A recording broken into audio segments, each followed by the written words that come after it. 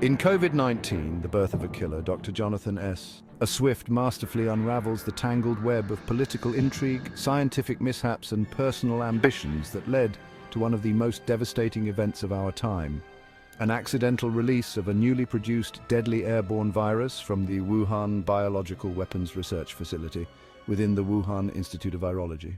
Unlike many books written about COVID-19, Dr. Swift's book does not detail the effects of the outbreak, but instead focuses on who was responsible for the development of the virus, why was it developed, and how did it leak into the wider world. The gripping narrative plunges readers into the heart of a global catastrophe, weaving a tale that is as thought-provoking as it is thrilling. It illustrates the dangers of the power of unaccountable politicians meddling in biowarfare as a means of countering the growing perfect storm of politico-economic and socio-military threats to their position. The novel suggests that, when such people have virtually unlimited power and when there are no checks and balances on their behavior, such as from a free press, they pose a danger not only to themselves and their country, but to the very existence of humanity. The tale begins with a catastrophic lab accident, as a consequence of which the newly produced bioweapon based on the Sars virus leaks into the research facility. From here, a combination of poor safety procedures, substandard construction materials, it leaks outside the facility into the city of Wuhan, and from there to the wider world. The rest is history. Following the dramatic opening chapter, the novel goes back 1 year to a pivotal meeting attended by a series of senior politicians, military officers and advisors, during the course of which Zhong Longwei, the chairman of the Chinese Communist Party, CCP, and leader of China, reveals to his astonished audience the extent of the politico-economic dangers faced by China. Over the past decades, China's rise to power has been met with increasing obstruction from the West, particularly the United States, and Dr. Swift explores this dynamic, illustrating how China feels cornered, fearing the loss of economic development due to political pressure, economic sanctions, and growing African resistance to Chinese exploitation of mineral resources. The potential loss of access to these vital raw materials poses a severe economic threat, potentially leading to internal unrest, particularly within the Chinese armed forces.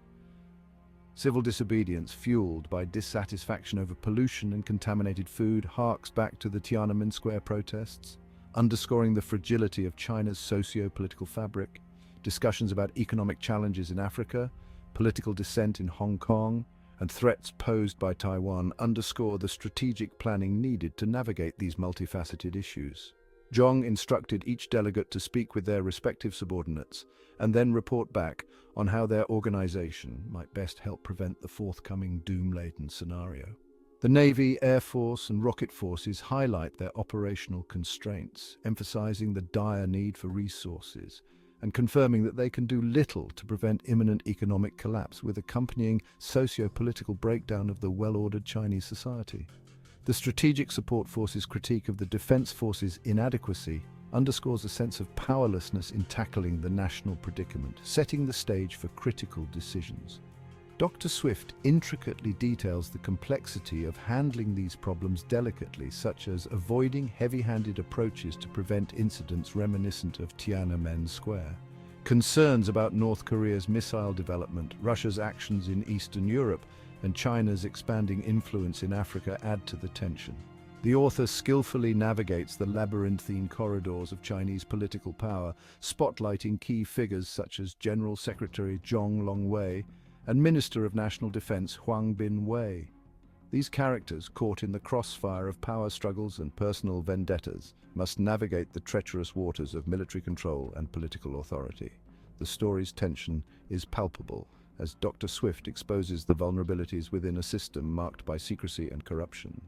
Through vivid character portrayals like Li Yang and Du Wangxiu, readers witness the clash between tradition and modernity, personal ambition and collective welfare. Each new character introduction adds another layer of complexity to the plot, heightening the stakes and revealing the intricate power dynamics at play within the Chinese political landscape. Amidst these global tensions, the narrative delves into China's potential biowarfare capabilities. Concerns raised by officials about China's biological research possibly being used for offensive purposes mirror historical war philosophies. These discussions lead to reflections on nuclear engagements, malarial complexities, and the economic implications of viral outbreaks, highlighting the multifaceted threats China faces. Internal deliberations on military responses, strategic priorities, and health risks underscore the complex challenges China navigates, emphasizing the need for international cooperation to foster stability and resilience. The narrative introduces an intriguing dialogue between the President of the United States, Nicholson, and his Secretary of State, delving into the growing threats to Chinese stability, including civil disobedience in Hong Kong, corruption, and pollution crises. This dialogue highlights the delicate balance of diplomatic strategies and global security threats, showcasing the interconnected nature of international relations in a politically charged environment. The Secretary of State points out to the President that far from celebrating the potential economic demise of China, the US should be worried, as the country has a range of biological weapons, and if it feels sufficiently cornered, might feel that it has no option but to use them. Dr. Swift's portrayal of the internal Chinese military discussions is both detailed and chilling. The potential scenario of a massive increase in health expenditure leading to economic repercussions such as unemployment and civil unrest is explored with stark realism. The narrative sheds light on vaccine development efforts at Fort Detrick in the USA and Portondown in the UK to counter potential biothreats, emphasizing the Chinese research on coronaviruses transmitted from bats. Through meticulous explanations of viral mechanics, including entry, replication, and potential lethal impacts, Dr. Swift adds a layer of understanding to the complexities of viral infections.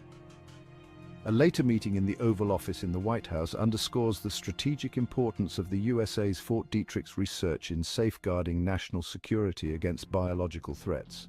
The dialogue between US President Nicholson, Fort Detrick representatives, and key officials showcases the meticulous planning required to address potential biosecurity challenges effectively.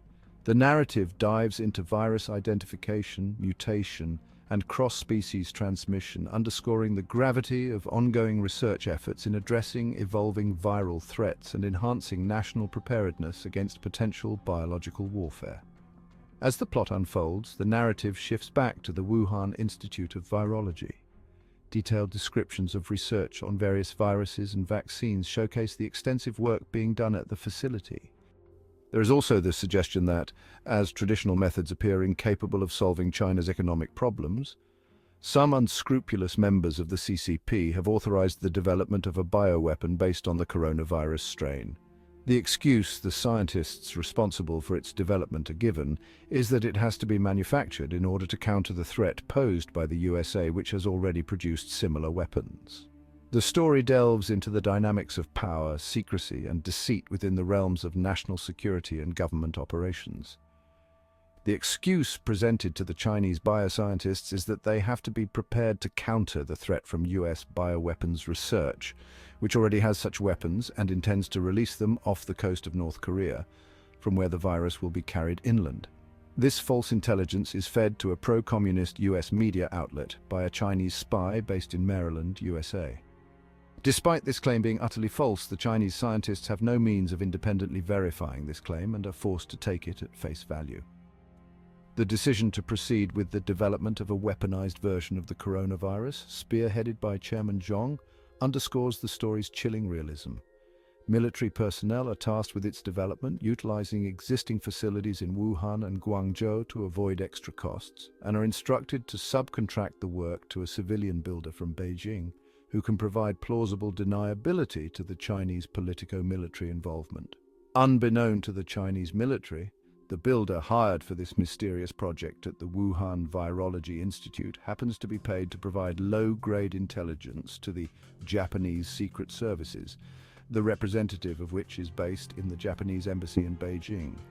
The builder passes on this information to his Japanese handler, and in view of the activities at Wuhan, raises suspicions of bioweapon development, with decoded transmissions prompting further investigation by intelligence officials.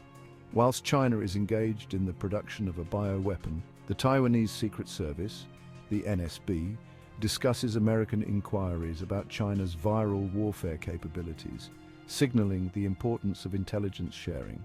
Personal backgrounds and motivations of key figures like General Wang and Colonel Chao add depth to the intricate web of global intelligence and security operations. A poignant subplot involves a Taiwanese spy who has been employed at the Wuhan Institute for some months, who is instructed to find out all he can about the suspected bioweapons program.